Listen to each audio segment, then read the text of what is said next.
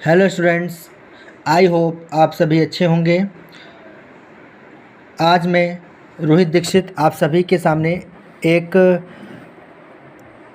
Subject है 12th का business studies, उसका first chapter nature and significance of management को आप सभी के सामने डिस्कस करूंगा और इसके बारे में आप लोग को बताऊंगा। सो चलिए स्टार्ट करते हैं आज का ये चैप्टर।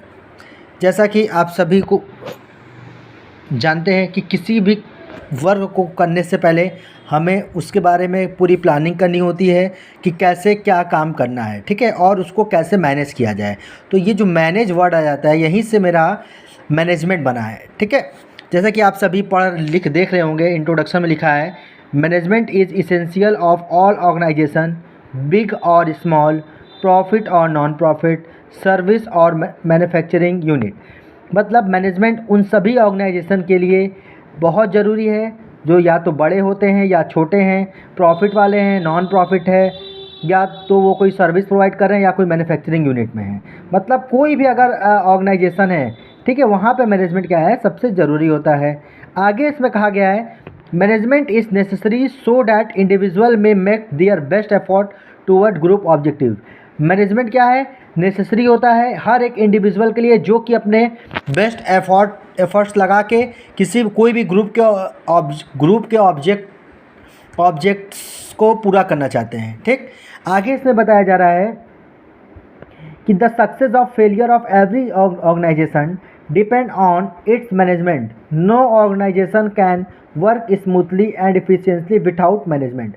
कोई भी ऑर्गेनाइजेशन कभी भी बिना मैनेजमेंट के सक्सेस नहीं कर सकता है। जान लीजिए, उस ऑर्गेनाइजेशन का फेलियर और सक्सेस ये डिपेंड करता है उस ऑर्गेनाइजेशन के मैनेजमेंट पे कि कैसा उसका मैनेजमेंट है। अगर उसका मैनेजमेंट बहुत अच्छा नहीं होगा तब वो ऑर्गेनाइजेशन अच्छे से परफॉर्म नहीं कर पाएगा, और अगर अच्छा होगा तो वो हमेशा सक्सेस होगा। क्लियर। अब आगे हम लोग इसमें पढ़ते हैं क्या कॉन्सेप्ट क्या है मैनेजमेंट का। तो मॉडर्न कॉन्सेप्ट मैनेजमेंट कहता है कि मैनेजमेंट इज़ अ प्रोसेस। देखिए आप लोग देख रहे होंगे, यहाँ लिखा है management is a process of getting thing done with the aim of achieving goal effectively and efficiently. किसी भी मैनेजमेंट क्या है, एक प्रोसेस है जिसके थ्रू हम जो एम डिसाइड करते हैं उसके गोल को अचीव करते हैं। और कैसे करते हैं, इफ़ेक्टिवली और इफ़िशियंसली करते हैं। अब इफ़ेक्टिवली और इफ़िशियंसी क्या है, इसको हम आगे अभी नेक्स्ट टॉपिक में डिस्कस करेंगे। तो ये मैनेजमेंट का जो मॉडर्न कॉन्सेप्ट है, कहता है कि मैनेजमेंट क्या है, एक प्रोसेस होता है जिसमें हम किसी भी एम जो डिसाइड किए हैं उसको अचीव करने के लिए इफ़ेक्टिवली और इफ़िशियंसी वर्क करते हैं और उस अपने एम को अचीव कर लेते हैं। Clear. So modern definition insist on.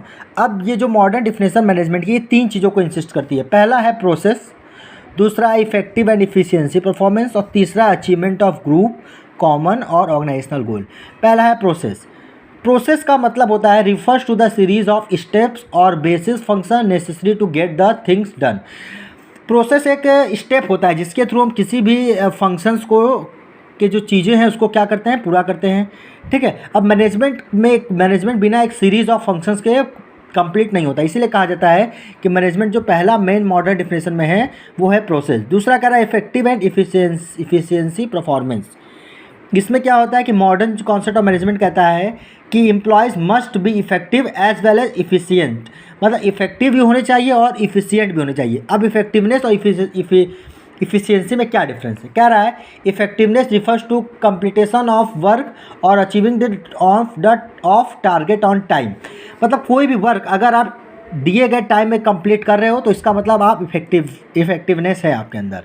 और अगर आप उसको जो वर्क को टारगेट ऑफ ऑन टाइम में कंप्लीट तो कर रहे हो और साथ में साथ जो ऑप्टिमम यूटिलाइजेशन ऑफ रिसोर्सेज, मतलब मिनिमम कॉस्ट से आप उसको बना रहे हो, तो ये होगा इफ़िशियंसी।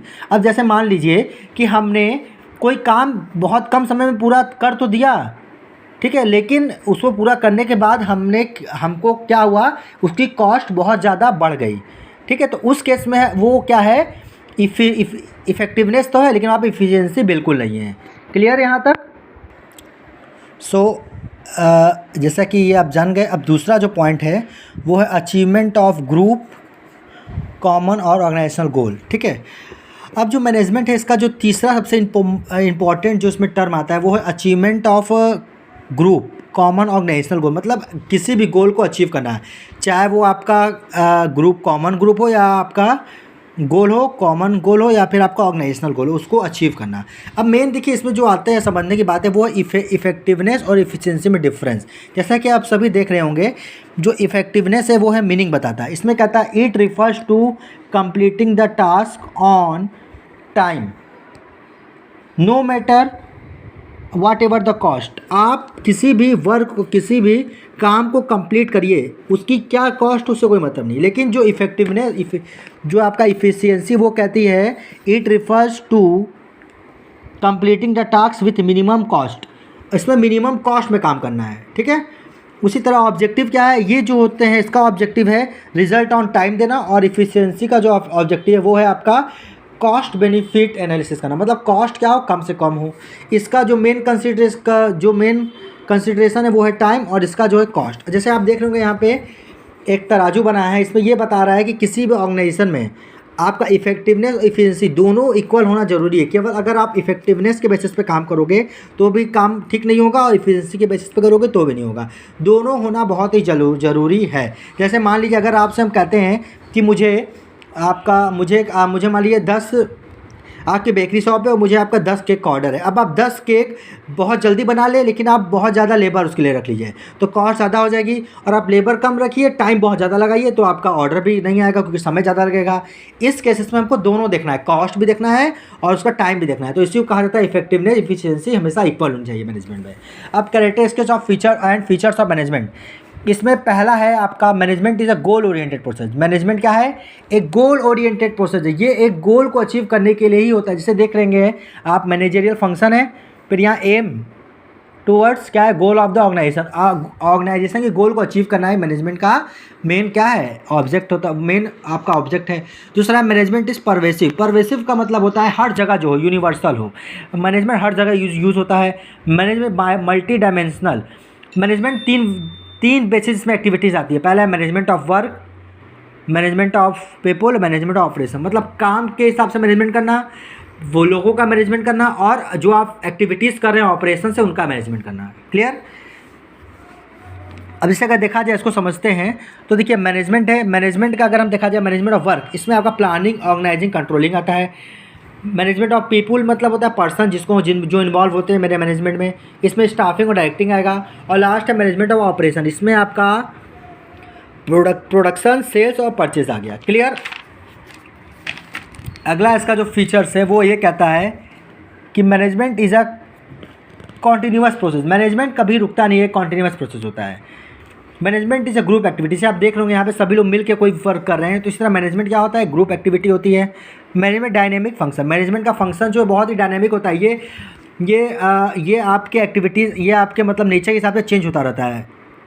और लास्ट है इंटेंजिबल। मैनेजमेंट क्या है इंटेंजिबल, मतलब इसको हम देख और छू नहीं सकते लेकिन इसको महसूस कर सकते हैं। क्लियर। सो ये था आपका कैरेक्टरिस्टिक्स ऑफ मैनेजमेंट। अब इसका ऑब्जेक्टिव हम लोग नेक्स्ट वीडियो में डिस्कस करेंगे। Okay, thank you class.